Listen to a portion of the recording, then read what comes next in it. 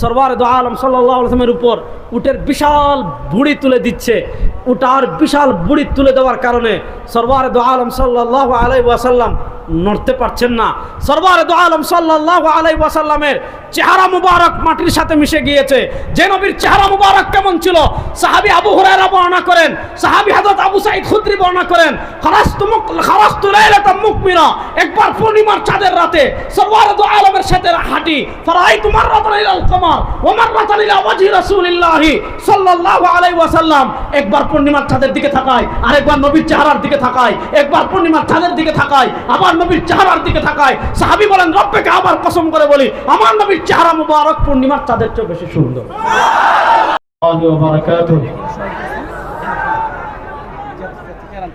বিসমিল্লাহির রহমানির রহিম। আলহামদুলিল্লাহি রাব্বিল আলামিন ওয়াল আকিবাতু লিল মুত্তাকিন والصلاة والسلام على أشرف الأنبياء والمرسلين وعلى آله وأصحابه أجمعين. أما بعد، قال الله تبارك وتعالى: قل إن كنتم تحبون الله فاتبعوني يحببكم الله.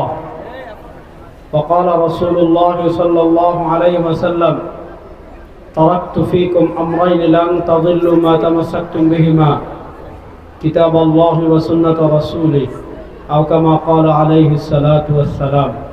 আমরা সবাই একবার দুরূদ শরীফ পড়ি।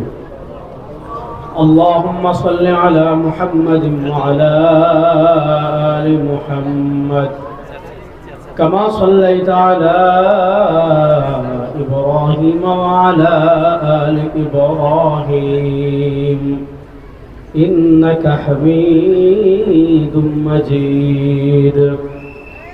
اللهم بارك على محمد وعلى آل محمد كما باركت على إبراهيم وعلى آل إبراهيم إنك حميد مجيد. আল্লাহ রাব্বুল ইজ্জত ওয়াল জালালের লাখ কোটি শুকরিয়া আদায় করছি। আল্লাহ তাআলা আমাদেরকে অত্যন্ত দয়া করে, মায়া করে সার্বজনীন ঐক্যফোরাম যুব সমাজের যৌথ উদ্যোগে আজকের এই তাফসীরুল কোরআন মাহফিল আল্লাহ তাআলা পাগলা রেল স্টেশন সংলগ্ন কুতুবপুর ফতুল্লাহ নারায়ণগঞ্জে আল্লাহ তাআলা আমাদেরকে একত্রিত হওয়ার তৌফিক দান করেছেন। আমরা সবাই একবার কালেমাতুশ শুকর আদায় করছি, আলহামদুলিল্লাহ।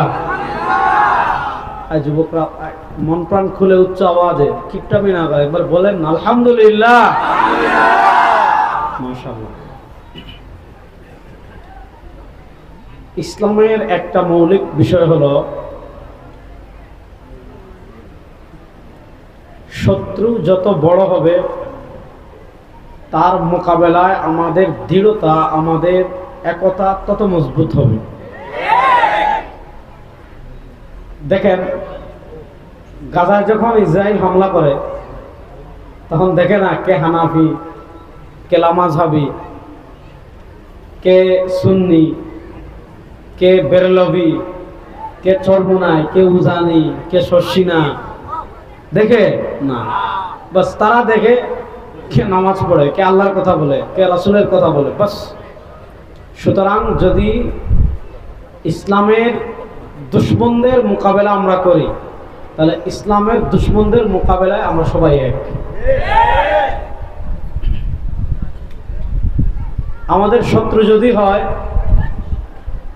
মনে করেন ইসলামের অভ্যন্তরীণ কোনো বিষয়, ইসলামের অভ্যন্তরীণ কেউ ইসলামের বিকৃতি করছে, তাদের মোকাবেলা আমরা করবো আহলুস সুন্নাহ ওয়াল জামাআতের নিশানা নিয়ে।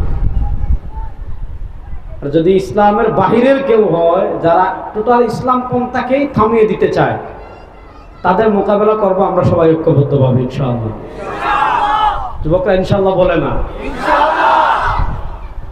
আমাদের পার্শ্ববর্তী আরেকটা মুসলিম রাষ্ট্র আছে, যে মুসলিম রাষ্ট্রের নাম পাকিস্তান। নাম শুনছেন নি? 1947 থেকে নিয়ে 1971 সাল পর্যন্ত আমরা ছিলাম পাকিস্তানের অংশ। পাকিস্তানে একটা সংগঠন আছে, যেহেতু আপনারা সার্বজনীন নাম দিয়েছেন এজন্য আমি এই কথাটা বলছি। পাকিস্তানে একটা সংগঠন আছে মুত্তাহিদা মজলিসে আমল। সংক্ষেপে MMA, মুত্তাহিদা মাজলিস আমল। মুত্তাহিদা মাজলিস আমল, এখানে এটার প্রধান হলেন মাওলানা ফজলুর রহমান, যিনি পাকিস্তান জমিয়তের সভাপতি। এই মুত্তাহিদা মজলিসে আমলে জামাতে ইসলাম আছে, এই মুত্তাহিদা মজলিসে আমলে জমিয়তে আহলে হাদিস আছে, এই মুত্তাহিদা মজলিসে আমলে শিয়াদের একাংশ আছে। প্রশ্ন হলো সেখানে জমিয়ত, জামাত, আহলে হাদিস, শিয়াদের একাংশ সবাই মিলে রাজনৈতিক ঐক্য কেন করেছেন? কারণ হলো পাকিস্তান রাষ্ট্রে, যদিও এটা কালেমার উপর ভিত্তি করে স্বাধীন হয়েছিল, কিন্তু পাকিস্তান রাষ্ট্রের মৌলিক সমস্যা হলো সেখানে ধর্মনিরপেক্ষতার প্রভাব কমানো এবং ইসলাম পন্থাকে কার্যকরীভাবে সংসদে পেশ করা।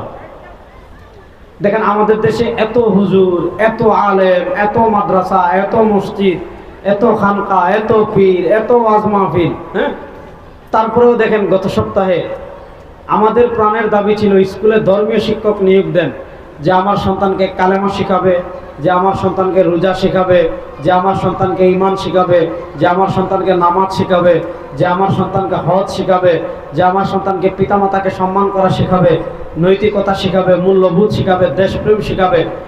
এই জন্য সারা বাংলাদেশের অধিকাংশ মানুষের প্রাণের দাবি ছিল যে প্রাথমিক বিদ্যালয়ে ধর্মীয় শিক্ষক নিয়োগ দেন। কিন্তু দেখেন যারা রাষ্ট্র পরিচালনা করে, যারা রাষ্ট্রের মগডালে বসে আছে, এগুলা কিছু হইলো এনজিওর দালাল, আর কিছু হইলো ধর্ম নিরপেক্ষতা ইসলাম বিদ্বেষী নাস্তিকদের দালাল। এজন্য আমরা এত হওয়ার পর সারা আমরা বলি আইন পাস করেন ধর্মীয় শিক্ষক নিয়োগের, কিন্তু এনজিও সরকার ইউনুস কাকা আইন পাস করেছে প্রত্যেক স্কুলে একজন শিল্পী নিয়োগ দেওয়া হবে, যিনি বাচ্চাদেরকে কেমনে নাচবেন, কেমনে গাবেন, কেমনে ড্যান্স দিবেন, কেমনে হাত নাড়াবেন, কেমনে পা নাড়াবেন, কেমনে কোমর দুলাবেন, এগুলো শিখাবে। তাহলে প্রশ্ন হলো এত মুসলমানদের দেশে এমন আইন কেন হয়? কারণ হলো রাষ্ট্র পরিচালনায় মেকানিজম যারা করে এরা ইসলামের বন্ধু না, এগুলো সবগুলো হলো ইসলামের দুশ্মন, ভারতের দালাল। সুতরাং আপনি যদি এখানে আঘাত করতে চান তাহলে ওই জায়গায় আমাদের যাওয়ার প্রয়োজন আছে না নাই? এই জায়গায় আপনি যদি না যান, ভাই কয়েকদিন পর কত ইস্যু নিয়ে আপনি আন্দোলন করবেন? আন্দোলন করতে করতে তো ক্লান্ত হয়ে যাচ্ছে, বিশ্বাস করেন। কত ইস্যু নিয়ে আপনি আন্দোলন করবেন? আজকে এইটা, কালকে এইটা, পরশু এইটা, ইস্যুর তো শেষ নেই। তাহলে প্রশ্ন হলো কিছুদিন নারী কমিশন, কিছুদিন জাতিসংঘ, কিছুদিন ধর্মীয় শিক্ষক, কিছুদিন এইটা, কিছুদিন ওইটা। তাহলে প্রশ্ন হলো আপনি কত আন্দোলন করবেন? আন্দোলন করতে করতে করতে করতে করতে করতে তো আপনি ক্লান্ত হয়ে যাবেন। তাহলে প্রশ্ন হলো কত আন্দোলন করবেন? হ্যাঁ, আন্দোলন করা লাগবে না কখন? যখন ওই জায়গায় আপনি যেতে পারবেন, যখন ওখানে তাকওয়া, যে যার অন্তরে তাকওয়া আছে, ধর্ম আছে, ধর্মকে ভালোবাসবে, ওই লোকগুলো যখন ওখানে চলে যাবে, ইসলামের বিরুদ্ধে বাংলাদেশে আর কোনো আইন হবে না। ওই জায়গায় যাতে যাওয়া যায়, এজন্য পাকিস্তানের সবাই মিলে একটা সংগঠন করেছিলেন, যেই সংগঠনের নাম মুত্তাহিদা মজলিসে আমল। দেখেন এখানে শিয়ারা আছে, এর অর্থ এই নয় যে ফজলুর রহমান সাহেব শিয়া হয়ে গেছেন, এর অর্থ এই নয় যে ফজলুর রহমান সাহেব আহলে হাদিস হয়ে গেছেন, এর অর্থ এই নয় যে ফজলুর রহমান সাহেব জামাতে ইসলামী হয়ে গিয়েছেন। এটা তারা রাজনৈতিক ঐক্য কেন করেছেন? যাতে ধর্ম নিরপেক্ষতার প্রভাব পড়ে ওই জায়গায় আমরা যেতে পারি। ওই জায়গায় যদি আজকে বাংলাদেশে আপনি দেখেন শাহবাগী কয়টা, 2-4টা। আমাদের ঢাকা শহরে পাগলা কুত্তা, বেওয়ারিশ কুকুর যতটা আছে, বাংলাদেশে তো শাহবাগী এতজন নাই। কিন্তু প্রশ্ন হলো তারা সংখ্যায় কম হলো, মূল জায়গায় তারা বসে গেছে। আর আমরা সংখ্যায় বেশি, কিন্তু আমরা মূল জায়গায় যেতে পারছি না। এজন্য আমাদের সালাফে সালেহিনের একটা বৈশিষ্ট্য ছিল। কি বৈশিষ্ট্য ছিল জানেন? ইমাম ইবনে রাজব হাম্বলী রাহিমাহুল্লাহ একটা কিতাব লিখেছেন, ফাদলু ইলমিস সালাফ আলা ইলমিল খালাফ।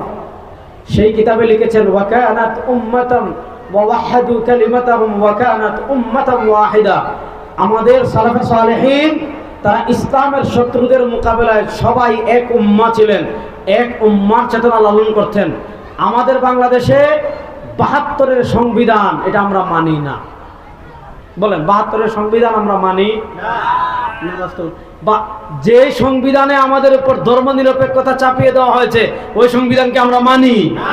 2024-এর জুলাই আগস্টের গণবিপ্লবের পর আপনারা সংস্কার করতে হলে সবার আগে ৭২-এর সংবিধান বাতিল করে নতুন সংবিধান লিখতে হবে এবং সংবিধানে ইসলাম বিরোধী যত আইন আছে সব বাতিল করতে হবে, তারপরে বাংলাদেশে কোনো কিছু হবে।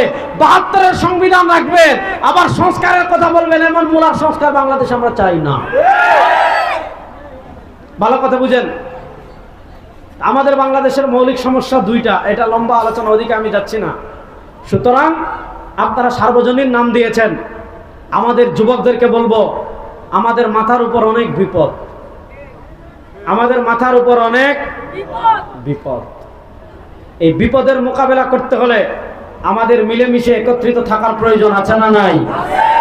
বলেন আমাদের একত্রিত থাকার প্রয়োজন আছে না নাই? আল্লাহ তাআলা আমাদের সবাইকে এক এবং নেক করুক, সবাই বলেন আমিন। আল্লাহ তাআলা আমাদের সবাইকে উম্মার প্রয়োজনে কাঁধে কাঁধ মিলিয়ে হাতে হাত রেখে কাজ করার তৌফিক দান করেন, সবাই বলেন আমিন। আসেন এবার আমি আমার মূল আলোচনায় যাই। পৃথিবীতে আল্লাহ তাআলা আমাদের রব, বলেন আমাদের রব কে? জোরে বলেন আমাদের রব কে? দেখেন রব কাকে বলে?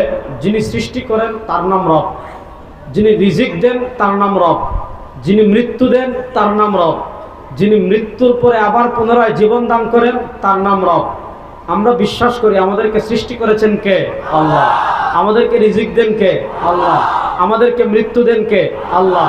আমাদেরকে মৃত্যুর পর আবার পুনরায় জীবন দান করেন কে? আল্লাহ। এই জন্য দেখেন ইসলামের প্রথম ওয়াহি কি ছিল? ইকরা বিস্মি রাব্বিক, পড়েন আপনার প্রভুর নামে, রবের নামে। রবের পরিচয় কি? আল্লাহ তাআলা রবের পরিচয় দিতে এক নম্বর বলেছেন আল্লাযী খালাক। রবের সবচেয়ে বড় পরিচয় হলো রব আমাদেরকে সৃষ্টি করেছেন। আমাদেরকে সৃষ্টি করেছেন কে? আপনি যদি কোরআনুল কারীম পড়েন, তাদাব্বুর করে পড়েন, বুঝে শুনে পড়েন, তাহলে আপনি দেখবেন কোরআনুল কারীমের জায়গায় জায়গায় আল্লাহ তাআলা নিজে তার পরিচয় তুলে ধরেছেন। যে আল্লাহ, যেমন মনে করেন আপনি কোথাও গিয়েছেন, কেউ আপনাকে চিনছে না, আপনি পরিচয় দেন যে আমি অমুক এমপি সাহেবের পিএস, আমি অমুকের অমুক নেতার অমুক পিএসের আমি শালা। আপনি এই পরিচয় দেন যে আমি অমুক, আমি তমুক, আমি তমুক, আমি তমুক। আল্লাহ তাআলা কোরআনুল কারীমে নিজে তার পরিচয় তুলে ধরতে গিয়ে এক নম্বর পরিচয় বলেছেন আল্লাহুল্লাযী খালাকাকুম। আল্লাহর এক নম্বর পরিচয় জানেন যে আল্লাহর এক নম্বর পরিচয় হলো আল্লাযী খালাকাকুম, যিনি তোমাদেরকে সৃষ্টি করেছেন। আমি দুনিয়াতে ছিলাম না, আপনি দুনিয়াতে ছিলেন না, আমাদের সবাইকে সৃষ্টি করেছেন আল্লাহ। আল্লাহ সৃষ্টি করেই শেষ না, সুম্মা রাযাকাকুম, আল্লাহ তোমাদেরকে রিজিক দেন, সুম্মা ইউমীতুকুম, রিজিক দিয়ে শেষ না, আল্লাহ তোমাদেরকে মৃত্যু দিবেন, মৃত্যু দিয়েই শেষ না, সুম্মা ইউহয়ীকুম, মৃত্যুর পরে আবার তোমাদেরকে সৃষ্টি করবেন আল্লাহ। এরপর আল্লাহ তাআলা আমাদের পৃথিবীতে কেউ রব মানে মূর্তিকে, কেউ রব মানে সূর্যকে, কেউ রব মানে চন্দ্রকে, কেউ রব মানে তারকাকে, কেউ রব মানে নেতাকে, কেউ রব মানে আপনার নেত্রীকে, কেউ রব মানে পাথরকে, কেউ রব মানে আগুনকে, কেউ রব মানে খেজুর গাছকে, কেউ রব মানে আপনার অনেক কিছুকে, শিখা চিরন্তনকে। এক একজনের রব এক একজন আছে। তো যারা আল্লাহ ছাড়া অন্য কাউকে রব মানে, আল্লাহ তাআলা তাদেরকে বলেছেন হাল মিন শুরাকাইকুম মান ইয়াফআলু যালিক, তোমরা আল্লাহ ছাড়া যাদেরকে রব মানো তারা তো কেউ সৃষ্টিও করতে পারবে না, তারা তো কেউ রিজিক দিতেও পারবে না, তারা তো কেউ মৃত্যুও দিতে পারবে না, তারা কেউ মৃত্যুর পরে আবার সৃষ্টিও করতে পারবে না। যেহেতু সৃষ্টি করেছেন আল্লাহ, যেহেতু রিজিক দেন আল্লাহ, যেহেতু মৃত্যু দিবেন আল্লাহ, যেহেতু মৃত্যুর পর আবার পুনরায় সৃষ্টি করবেন আল্লাহ, এজন্য আমরা বলি মূর্তি আমাদের রব হতে পারে না, সূর্য আমাদের রব হতে পারে না, চন্দ্র আমাদের রব হতে পারে না, আগুন আমাদের রব হতে পারে না, কোনো মানুষ আমাদের রব হতে পারে না, পাথর আমাদের রব হতে পারে না, নেতা আমাদের রব হতে পারে না, পৃথিবীর কোনো সুপার পাওয়ার আমাদের রব হতে পারে না। আমরা প্রত্যেক নামাজের প্রত্যেক রাকাতে বলি আলহামদুলিল্লাহ, সমস্ত প্রশংসা আল্লাহ, সমস্ত প্রশংসা আল্লাহর। কেন? আল্লাহর এক নম্বর পরিচয় রব্বিল আলামিন, সারা জাহানের রব একমাত্র কে? আল্লাহ। আল্লাহর নাম তো আসতে বলবেন, ঠিক না? বলেন সারা জাহানের রব একমাত্র কে? বলেন আমাদের রব কে? আল্লাহ। রব আমাদেরকে অনেক অনুগ্রহ করেছেন, অনেক দয়া করেছেন। আল্লাহ আমাদের উপর কত অনুগ্রহ করেছেন, আল্লাহ আমাদের উপর কত দয়া করেছেন, আল্লাহ আমাদেরকে কত নিয়ামত দিয়েছেন, সেটা তো আল্লাহ কোরআনে বলেছেন যে তোমরা যদি আল্লাহর নিয়ামত গণনা করা শুরু করো, ওয়া ইন তাউদ্দু নি'মাতাল্লাহ তোমরা যদি দুনিয়াতে আল্লাহর নেয়ামত গণনা করা শুরু করো, লা তুহসুহা, আল্লাহর নেয়ামত গুণে শেষ করা যাবে। হাত দিয়েছেন কে? আরে বলে না রে যুবক, হাত দিয়েছেন কে? পা দিয়েছেন কে? আসমান দিয়েছেন কে? বৃষ্টি দিয়েছেন কে? এভাবে আপনি দেখবেন সবই তো আল্লাহ দিয়েছেন। আল্লাহর নেয়ামত গুণে শেষ করতে পারবে না। এবার আমার কথা শুনেন, দুনিয়াতে আল্লাহ তাআলা আমাদেরকে, মনোযোগ মনোযোগ, দুনিয়াতে আল্লাহ তাআলা আমাদেরকে, মনোযোগ, আবার বলি, দুনিয়াতে আল্লাহ তাআলা আমাদেরকে, মনোযোগ, দুনিয়াতে আল্লাহ তাআলা আমাদেরকে সবচেয়ে বড় যে নিয়ামত দিয়েছেন সে নিয়ামতের নাম হলো ঈমান। বলেন, সবচেয়ে বড় যে নিয়ামত দান করেছেন সে নিয়ামতের নাম, বলেন আরে, সে নিয়ামতের নাম, সে নিয়ামতের নাম। দেখেন, আমরা বিশ্বাস করি পৃথিবীর জীবনই শেষ না। পৃথিবীর জীবনের পর আরেকটা জীবন আছে না নাই? পরকাল আমরা বিশ্বাস করি কি করি না? জান্নাত আমরা বিশ্বাস করি কি করি না? জাহান্নাম আমরা বিশ্বাস করি কি করি না? আমরা কেউ জাহান্নামে যেতে চাই? আমরা কেউ জাহান্নামে যেতে চাই? আমরা জান্নাতে যেতে চাই কি চাই না? দেখি কারা কারা জান্নাতে যেতে চান, হাত তোলেন তো। আমরা জান্নাতে যেতে চাই কি চাই না? বলেন, আমরা জান্নাতে যেতে চাই কি চাই না? জান্নাতে যেতে হলে এক নাম্বার যে জিনিস লাগবে ওইটার নাম ঈমান। বলেন, জান্নাতে যেতে হলে এক নাম্বার যে জিনিস লাগবে ওইটার নাম, বলেন আরে, জান্নাতে যেতে হলে এক নাম্বার যে জিনিস লাগবে ওইটার নাম, বলেন না, জান্নাতে যেতে হলে এক নাম্বার যে জিনিস লাগবে ওইটার নাম। শুনেন, আমাদের নবী সাল্লাল্লাহু আলাইহি ওয়াসাল্লাম, মহব্বতে পড়েন সাল্লাল্লাহু আলাইহি ওয়াসাল্লাম। দেখেন, শুক্রবার শুরু হয়ে গিয়েছে, হয় নাই? শুক্রবার শুরু হয়ে গিয়েছে। সরওয়ার দু আলম সাল্লাল্লাহু আলাইহি ওয়াসাল্লাম সহিহ বুখারীর হাদিসে বলেছেন, আকসিরু আলাইয়া সালাতাকুম ইয়াউমাল জুমআ, শুক্রবার যখন আসবে আমার উপর বেশি করে দুরূদ পড়বে। কেন? ফা ইন্না সালাতাকুম মা'রুযাতুন আলাইয়া, শুক্রবারে আপনি ফতুল্লাহ দুরূদ পড়বেন, পাগলায় দুরূদ পড়বেন, নারায়ণগঞ্জে দুরূদ পড়বেন, ঢাকায় দুরূদ পড়বেন, সিলেটে দুরূদ পড়বেন। শুক্রবারে দুরূদ পড়লে এই দুরূদ পাগলায় থাকে না, এই দুরূদ সিলেটে থাকে না, এই দুরূদ নারায়ণগঞ্জে থাকে না। সরওয়ার দু আলম সাল্লাল্লাহু আলাইহি ওয়াসাল্লাম বলেন, ইন্না লিল্লাহি মালাইকাতান সাইয়্যাহিনা ফিল আরদি ইউবাল্লিগুনা মিন উম্মতি আসসালাম। আল্লাহ তাআলা দুনিয়াতে একদল স্পেশাল ফেরেশতা নিযুক্ত করে দেন, এরা সারা দুনিয়া ঘুরে বেড়ান। পৃথিবীর কোন প্রান্তে যদি আমার নবীর উম্মাহ আমার নবীর উদ্দেশ্যে দুরূদ ও সালাম পেশ করে, শুক্রবারে ওই ফেরেশতা নিয়ে আমার নবীর দুরূদ ও সালাম সোনার মদিনার রওজা আকদাসে পৌঁছে দেন। এজন্য মহব্বতে পড়েন সাল্লাল্লাহু আলাইহি, পড়েন না সাল্লাল্লাহু আলাইহি, সাল্লাল্লাহু আলাইহি। শুনেন, দুনিয়াতে আমাদেরকে আমাদের নবী যতটুকু ভালোবাসেন এর চেয়ে বেশি আমাদেরকে কেউ ভালোবাসে না। আমার স্ত্রী, আমার সন্তান, আমার বাপ, আমার মা, তাদের সবার ভালোবাসা যদি এক পাল্লায় তোলেন, আর সরওয়ার দু আলম সাল্লাল্লাহু আলাইহি ওয়াসাল্লাম তার উম্মাকে কি পরিমাণ ভালোবাসতেন এটা আপনি চিন্তা করতে পারবেন না। সুবহানাল্লাহ পড়েন। আম্মা জান আয়েশা রাদিয়াল্লাহু তাআলা বলেন, আমার সাথে বলেন, আমাদের নবী, জোরে বলেন, আমাদের নবী, সবাই বলেন, আমাদের নবী।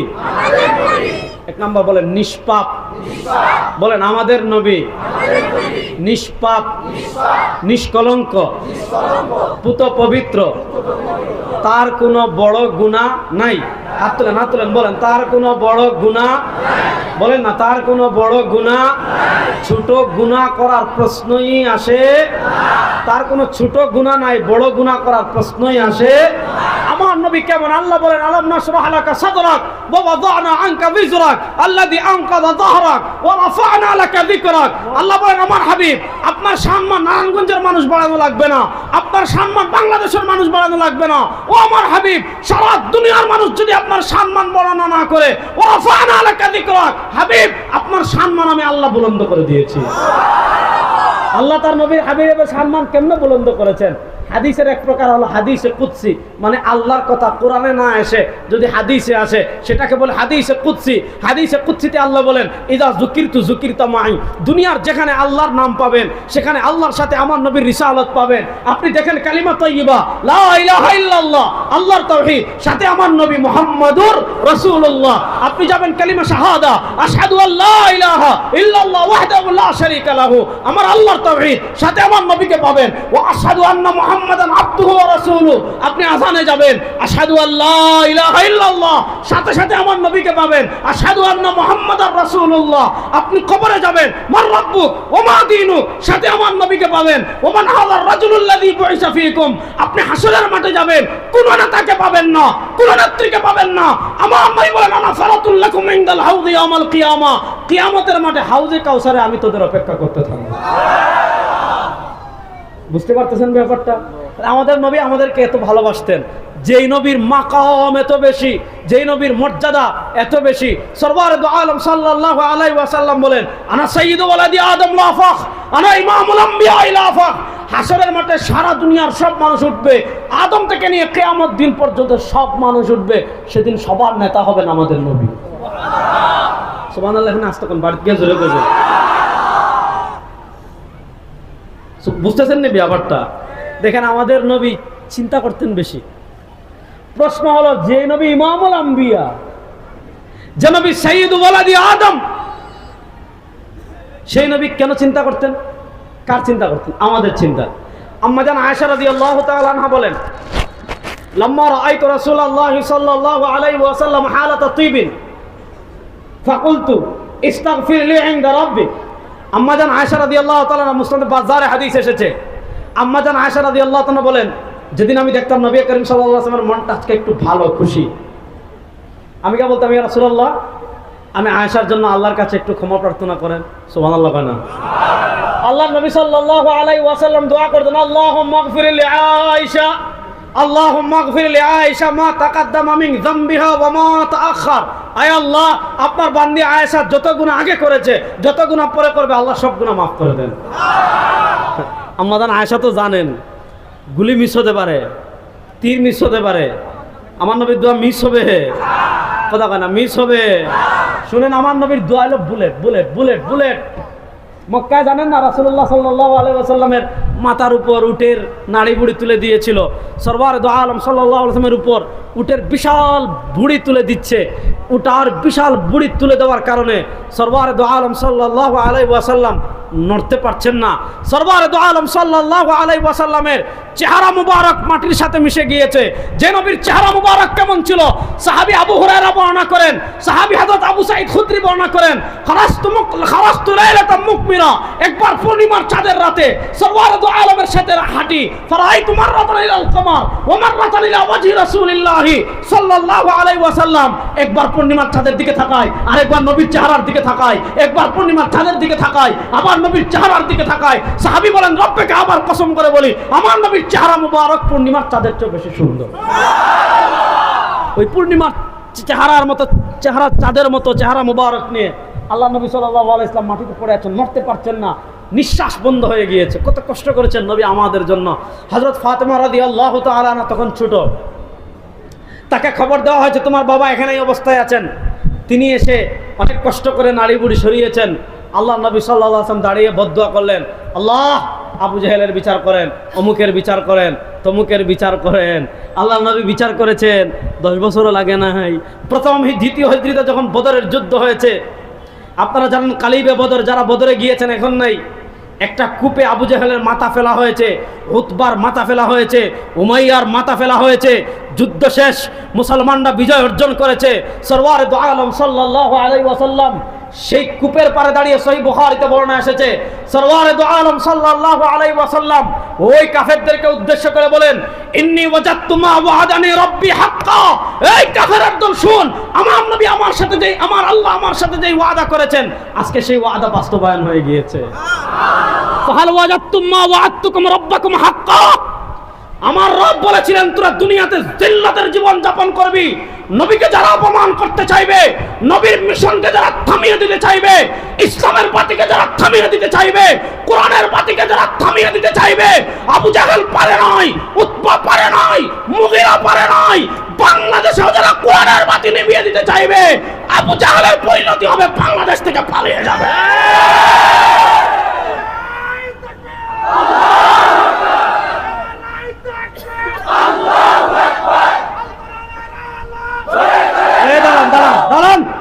দাঁড়ান, কোরআনকে এসে খালি গড়ে তোলার জন্য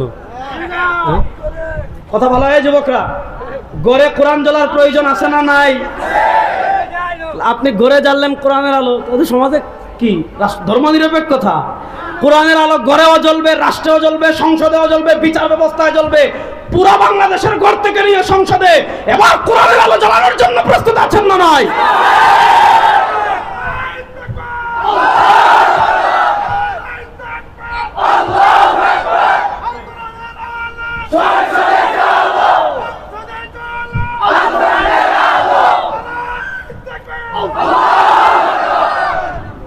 আম্মাজান আয়েশা রাদিয়াল্লাহু তাআলা খুশি হয়ে গিয়েছেন।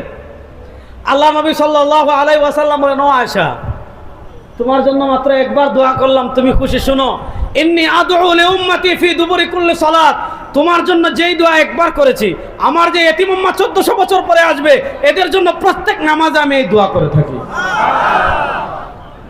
নবী করিম সাল্লাল্লাহু আলাইহি ওয়াসাল্লাম আমাদেরকে কত মহব্বত করতেন, সুবহানাল্লাহ পড়েন। আজকে নবীর আদর্শ আপনার কাছে ভালো লাগে না? আল্লাহ নবী সাল্লাল্লাহু আলাইহি ওয়াসাল্লাম, মনোযোগ করে বসুন, আপনি হাত পাকা লাগবে না, হাত পাকা যেখানে বাতাস করে ওখানে করবেন ইনশাআল্লাহ। বলেন, কথা ভালো করে বুঝেন। আমি একটা হাদিস পড়ি, তাহলে যুবকরা আছেন তো আমার সাথে? আমি একটা হাদিস পড়ি, তাহলে বুঝবেন। কয়েকটা হাদিস পড়বো, তাহলে বুঝবেন আল্লাহ রাসূল সাল্লাল্লাহু আলাইহি ওয়াসাল্লাম আমাদেরকে কত ভালোবাসতেন। এই হাদিসটা পড়বো, এটাও মুস্তাদে বাজারে আসছে, আরো অনেক কিতাবে আসছে। আল্লাহ নবী সাল্লাল্লাহু আলাইহি ওয়াসাল্লাম বলেন, লিকুল্লি নাবিয়্যিন দাওয়াতুল মুস্তাজাবা ওয়া ক্বাদ তাআজ্জালা কুল্লু নাবিয়্যিন দাওয়াতাহুম ওয়া ইন্নী ইখতারতু দাওয়াতি লি আহলিল কাবাইর মিন উম্মতি। নবী করিম সাল্লাল্লাহু আলাইহি ওয়াসাল্লাম বলেন, আল্লাহ তাআলা দুনিয়াতে যত নবী পাঠিয়েছেন, আল্লাহ তাআলা দুনিয়াতে যত রাসূল পাঠিয়েছেন, সব নবী এবং সব রাসূলকে আল্লাহ তাআলা দুনিয়াতে একটা স্পেশাল অফার দিয়েছিলেন। আমাদের দেশে দেখবেন গরমকাল আসলে এসির অফার দেওয়া হয়, শীতকাল আসলে কম্বলের অফার দেওয়া হয়, কুরবানির সময় আসলে ফ্রিজের অফার দেওয়া হয়, আবার কুরবানির আগে পোলট্রি ফার্মের দোকানে অফার দেওয়া হয়, মেলা মেলা ফার্মের মুরগের মেলা। কেন? কারণ কুরবানির পরে কয়েকদিন সবার ঘরে গরুর গোশত থাকে, তো এখন দেখা যাচ্ছে যার ফার্মে মুরগ মেয়াদোত্তীর্ণ হয়ে যাচ্ছে সে মেলা দেয় যাতে কম দামে বিক্রি করতে পারে, অফার দেয়। তো আল্লাহ নবী সাল্লাল্লাহু আলাইহি ওয়াসাল্লাম বলেন, আল্লাহ তাআলা দুনিয়াতে যত নবী পাঠিয়েছিলেন, আল্লাহ তাআলা দুনিয়াতে যত রাসূল পাঠিয়েছিলেন, সব নবীকে সব রাসূলকে আল্লাহ তাআলা দুনিয়াতে একবার একটা স্পেশাল অফার দিয়েছেন। সেটা কিসের অফার? দাওয়াতুল মুস্তাজাবা। সেটা হলো কবুল দোয়ার অফার। আল্লাহ তাআলা সব নবীকে সব রাসূলকে বলেছেন, নবী এখন একটা দোয়া করবেন, যেই দোয়া করবেন ডাইরেক্ট কবুল, যা চাইবেন তা দিব, যা করে দেওয়ার কথা বলবেন তা করে দিব। আল্লাহ নবী সাল্লাল্লাহু আলাইহি ওয়াসাল্লাম বলেন, আল্লাহ তাআলা সব নবীকে অফার দেওয়ার পর, আল্লাহ তাআলা সব নবীকে সুযোগ দেওয়ার পর, ওয়াকাদ তাআজ্জালা কুল্লু নাবিয়্যিন দাওয়াতাহুম, সব নবী সব রাসূল তাদের দোয়া দুনিয়াতে করে চলে গিয়েছেন। কিন্তু আল্লাহ তাআলা হাবিবে কিবরিয়া সাল্লাল্লাহু আলাইহি ওয়াসাল্লামকে যখন অফার করেছেন, আমার নবীকে যখন বলেছেন, ও হাবিব এখন একটা দোয়া করেন তো, যেই দোয়া করবেন তা কবুল করব, যা চাইবেন তা দেব, যা করে দেওয়ার কথা বলবেন তা করে দিব। আল্লাহ নবী সাল্লাল্লাহু আলাইহি ওয়াসাল্লাম বলেন, আল্লাহ আমি করব না, আমারটা আমি রেখে দিয়েছি। ওয়া ইন্নী ইখতারতু দাওয়াতি লি আহলিল কাবাইর মিন উম্মতি, আমি আমার স্পেশাল দোয়াটা হাসরের মাঠের জন্য রেখে দিয়েছি। যেদিন আমার উম্মাহ কবিরা গুনাহ করে জাহান্নামী হয়ে যাবে, স্পেশাল দোয়া করে সবগুলোরে জান্নাতে নিয়ে আসব। আল্লাহ নবীর সুপারিশে জান্নাতে যেতে চান কারা কারা? দেখে হাত তুলেন ইনশাআল্লাহ। শুনেন, আমাদের আকীদা, হাত নামান, আমাদের আকীদা হাসরের মাঠে সবচেয়ে বড় সুপারিশকারী হবেন আমাদের নবী। বলেন, হাসরের মাঠে সবচেয়ে বড় সুপারিশকারী হবেন আমাদের নবী। যে গুমটাদারি মোল্লা বলবে নবী সুপারিশ করবেন, আর জুতা দিয়ে বাইরিয়া মন্দির থেকে বাইর করে দিবেন। যে গুমটাদারি মৌলবী ওয়াজে বসে বলবে নবীর সুপারিশ মানি না, জুতা দিয়ে পিটাইয়া ওয়াজ মাহফিলের এই মিম্বর থেকে নামাই দিবেন। পারবেন তো ইনশাআল্লাহ? হাসরের মাঠে সবচেয়ে বড় সুপারিশকারী হবেন আমাদের নবী। বলেন, হাসরের মাঠে সবচেয়ে বড় সুপারিশকারী হবেন আমাদের নবী। শুধু বুখারী মুসলিমে 41টা হাদিস আছে। কোন বিষয়ে যদি 41টা হাদিস বর্ণিত হয়, এটাকে বলে হাদিসে মুতাওয়াতির। আর হাদিসে মুতাওয়াতিরকে কেউ যদি অস্বীকার করে, তার ঈমান থাকে না। বলেন, হাসরের হাদিসে মুতাওয়াতিরকে কেউ অস্বীকার করলে তার ঈমান থাকে না। হ্যাঁ, দুনিয়াতে আপনি ক্ষমতা দেখান না, কিয়ামতের দিন আল্লাহ বলবেন, আনাল মালিকুল ইয়াউম, ওই আজকের দিনের বাদশা আমি। আইনা মুলুকুল আরদ, এই দুনিয়ার বাদশা ফেরাউন, নমরুদ, উতবা, সাইবা, Donald Trump, Modi, Netanyahu, Donald পরে হইল বুশ, আরো যারা আছে না, আবু জেহেল। আইনা মুলুকুল আরদ, এই দুনিয়ার বাদশা কে কোথায়? মাথা তুল। বলেন, আল্লাহ যখন দুনিয়ার বাচ্চাদেরকে ডাক দিবেন, মাথা তোলার সাহস কেউ করবে? কথা কয় না। লিমানিল মুলকুল ইয়াউম লিল্লাহিল ওয়াহিদিল কাহ্হার। বিচার দিনের ক্ষমতার মালিক একমাত্র কার? এই কঠিন সময় বিশ্বাস করেন, রব্বে কাবার কসম করে বলি, সেই কঠিন সময় আরে কিসের নেতা কিসের নেতৃত্ব কেউ তোমার কথা মনে রাখবে না। সেদিন একজন মানুষ আছেন যিনি আপনার কথা বলবেন না, তিনি আমার নবী, আপনার নবী, সরওয়ারে দু আলম তাজদারে মদিনা জনাবে মুহাম্মদুর রাসূলুল্লাহ। তিনি বলেন, আমি যখন আমার এই হালাত দেখবো, আমি আমার উম্মার জন্য পেরেশান হয়ে যাব। আল্লাহ, আমার উম্মত তো জাহান্নামে চলে যাবে। সরওয়ারে দু আলম সাল্লাল্লাহু আলাইহি ওয়াসাল্লাম বলেন, ফাখিরু সাজিদান ওয়া আহমাদুল্লাহ বিমাহামিদি। আমি যখন হাসরের মাঠের এই অবস্থা দেখব, আমি আল্লাহর আরশের নিচে সিজদায় পড়ে যাব। আমি আল্লাহর আরশের নিচে সিজদায় পড়ে এমন ভাবে আল্লাহর প্রশংসা করতে থাকবো, আল্লাহর রহমতের সাগরে জুস এসে যাবে। আল্লাহ বলবেন, ইয়া মুহাম্মদ ইরফা রাসাক ওয়াসাল তুতা ওয়াশফা তুশাফা। আল্লাহ বলবেন, ও মুহাম্মদ, আজকে আপনি কান্না করছেন কেন? দেখেন, আল্লাহ তাআলা কোরআনে কোথাও আমার নবীকে নাম ধরে বলেন নাই, ইয়া মুহাম্মদ বলেন নাই, ওয়ামা তিলকা বিয়ামিনিকা ইয়া মূসা ইয়া ঈসা ইয়া দাউদ। কিন্তু আল্লাহ তার নবীকে বলেন কি, আলা আইয়ুহাল মুযাম্মিল ইয়া আইয়ুহাল মুদ্দাসসির আলাম নাশরাহ লাকা সাদরাক ওয়া ওয়াদানা আনকা বিজরাক ওয়াদ-দুহা ওয়াল-লাইলি ইযা সাজা মা ওয়াদ্দাআকা রাব্বুকা ওয়া মা ক্বালা। আল্লাহ তাআলা তার নবীকে কত মহব্বত করতেন। কিয়ামতের মাঠে আল্লাহ বলবেন, ইয়া মুহাম্মদ, ও মুহাম্মদ ইরফা রাসাক, মাথা তুলুন। আজকে কান্না করছেন কেন? দুনিয়াতে না আপনার সাথে আমার একটা চুক্তি ছিল, আপনি না বলেন হাসরের মাঠে একটা অফার দিয়ে রেখেছেন, উঠেন সাল তো আমার হাবিব, আজকে আপনি চান যা চাইবেন আপনাকে আজকে তা দিব। ওয়াশফা তুশাফা, হাবিব আজকে আপনি সুপারিশ করেন, যেই পোলার সুপারিশ করবেন, যার বাপের সুপারিশ করবেন, আপনার উম্মাহ যাদের আজকে সুপারিশ করবেন, সবগুলোর নাম আজকে জাহান্নাম থেকে কেটে সবাই জান্নাত দিয়ে দিবেন। বুঝতেছেন আমার নবীর পাওয়ার? আজকে নবীর আদর্শ আপনার কাছে ভালো লাগে না? আজকে নবীর সুন্নাহ আপনার কাছে ভালো লাগে না? আজকে নবীর আদর্শের থেকে আব্রাহাম লিঙ্কনের আদর্শ আপনার কাছে প্রিয় হয়ে যায়। আজকে নবীর আদর্শের থেকে সেকুলারিজম আপনার কাছে প্রিয় হয়ে যায়। আজকে নবীর আদর্শ থেকে ন্যাশনালিজম আপনার কাছে প্রিয় হয়ে যায়। আজকে নবীর আদর্শ থেকে ডেমোক্রেসি আপনার কাছে প্রিয় হয়ে যায়। আজকে নবীর আদর্শ থেকে সোশ্যালিজম আপনার কাছে প্রিয় হয়ে যায়। রব্বে কাবার কসম করে বলি, হাসরের মাঠে কোন নেতা আপনাকে মনে রাখবে না, কোন মন্ত্রী আপনাকে মনে রাখবে না, কোন নেত্রী আপনাকে মনে রাখবে না, আর আমার নবী আপনাকে ছাড়া বেহেশতেই যাবে না। ভালো করে বুঝেন। আল্লাহ তাআলা যখন নবীকে বলবেন ওয়াশফা তুশাফা, হাবিব আপনি সুপারিশ করেন, যাদের জন্য সুপারিশ করবেন সব নাম কেটে দিব। রব্বে কাবার কসম করে বলে, আমার নবী চাইলে তার বাপের জন্য সুপারিশ করবেন না, তার মায়ের জন্য না, তার দাদার জন্য না, তার দাদির জন্য না, তার গোষ্ঠীগার জন্য না। আমার নবী এক নম্বরে বলবেন, ইয়া রাব্বি উম্মতি ইয়া রাব্বি উম্মতি ইয়া রাব্বি উম্মতি। আল্লাহ, আমার উম্মাহ জাহান্নামে চলে যায়, আমার একটা উম্মাহ যতক্ষণ জাহান্নামে থাকবে আমি হাবিব জান্নাতে যাব না। আল্লাহ নবী ধীরে ধীরে বের করা শুরু করবেন, অভিযান শুরু করবেন। প্রথমে একদল বের করবেন, লম্বা হাদিস পুরোটা বলছি না। সর্বশেষ কাদেরকে বের করবেন জানেন? সরওয়ারে দু আলম সাল্লাল্লাহু আলাইহি ওয়াসাল্লাম বলেন, মান কানা ফি কলবিহি মিসকালু হাববাতিন মিন খারদালিন মিন ঈমান, মান কানা ফি কলবিহি মিসকালু হাববাতিন মিন খারদালিন মিন ঈমান, মান কানা ফি কলবিহি মিসকালু হাববাতিন মিন খারদালিন মিন ঈমান। নবীর এমন বহু উম্মাহ থাকবে, আরে গুনাহ আসমান পরিমাণ। নবীর এমন উম্মাহ থাকবে, গুনাহ পাহাড় পরিমাণ।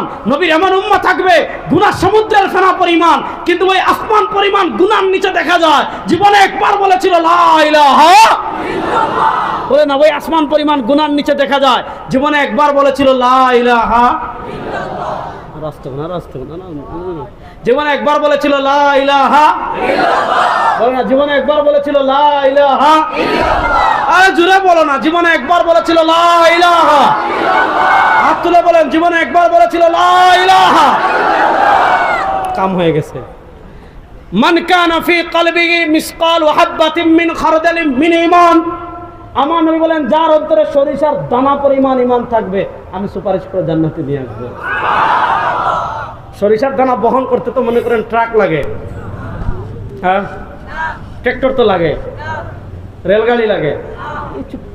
এই সামান্য ঈমান। আচ্ছা বলেন, যেই জিনিসটা যাররা পরিমাণ থাকলে, যেই জিনিসটা সরিষার দানা পরিমাণ থাকলে আপনার জান্নাত নিশ্চিত, এই জিনিস থেকে দামি জিনিস দুনিয়াতে আছে? বলেন এই জিনিস থেকে দামি জিনিস দুনিয়াতে আছে? তাহলে বলেন দুনিয়াতে সবচেয়ে দামি জিনিসের নাম? রাস্তা বলেন দুনিয়াতে সবচেয়ে দামি জিনিসের নাম? বলেন না দুনিয়াতে সবচেয়ে দামি জিনিসের নাম? আরো জোরে বলেন দুনিয়াতে সবচেয়ে দামি জিনিসের নাম? দুনিয়াতে সবচেয়ে দামি জিনিসের নাম? এবার উল্টা আওয়াজ করে ভালো করে বুঝেন। এটা মাসালা বলি, উত্তর দিন তো। আপনাদের এই মাহফিলের সবচেয়ে পাশের যে মসজিদ, এই মসজিদের নাম কি? পশ্চিম নয়ামাটি।